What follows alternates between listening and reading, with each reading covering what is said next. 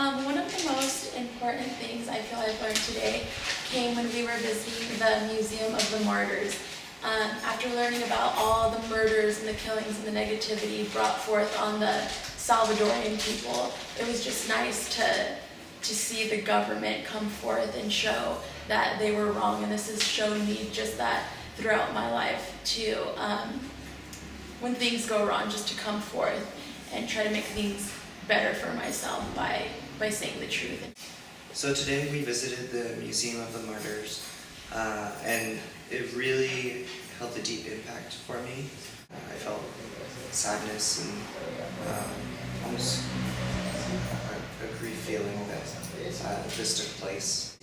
It was a moment of terror, but in the long run, if we could hear them, what they had to say today, I think that they would say they died for a cause they believe in. So my feelings about the Museum of Martyrs, that it was a very humbling experience. I loved our tour guide. She made a really good point to us when we first arrived. When we were looking through the Martyr Museum, she said that not only did 7 martyrs die in the years of, I believe, 1963 to 1989, but there was 49 overall. And I don't know, that hit a spot to me because we did focus on Archbishop Romero and the 7 other martyrs that died. But it's also remembering that there was a total of 43 more people out there that were fighting for the cause. I learned that people here really value their faith. I learned that through looking at the murals. They were artistic and beautiful, and it portrayed the images of Jesus and his story, his life. I learned that the people here in El Salvador value Oscar Romero, they value his life, and they wanted to honor him and remember him so that they can continue to have hope, continue to see change in their country. It was very beautiful. When I was told we were going to the cathedral, I was just picturing a normal-sized church, and when we pulled up, it's this enormous church. It was really, I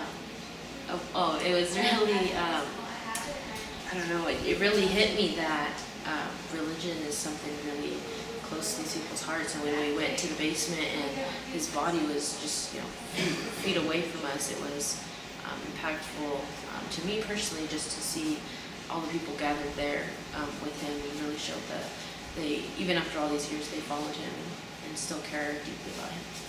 For someone who's trying to find their faith in God or whatever, today at the Cathedral, I think I found that. I appreciated the different murals, the painting with Oscar Romero. It was very impactful for me, and I think I found faith in what I believe now.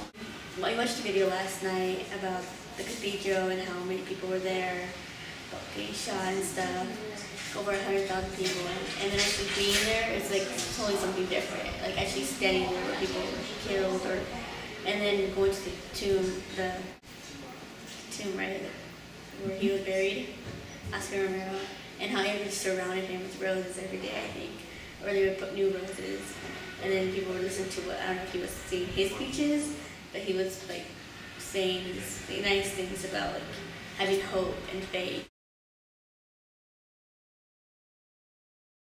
When I went into Archbishop Romero's chapel today, I learned how much of an impact he still is for the people of El Salvador.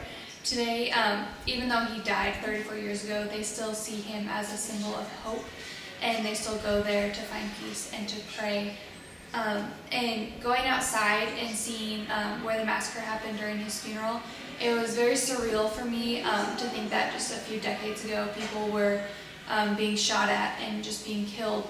And it was hard to grasp that, I don't know, I was standing where hundreds of people died. So when I walked into the chapel, I felt this vibe, I felt like there was a spirit. And I felt really sad of what happened to Senior Romero, just from the stories I heard where the sniper was at and where he got shot at. I saw the bloodstain area, and it just surprised me, like I was in the present where that event happened right there. And I just felt really sad.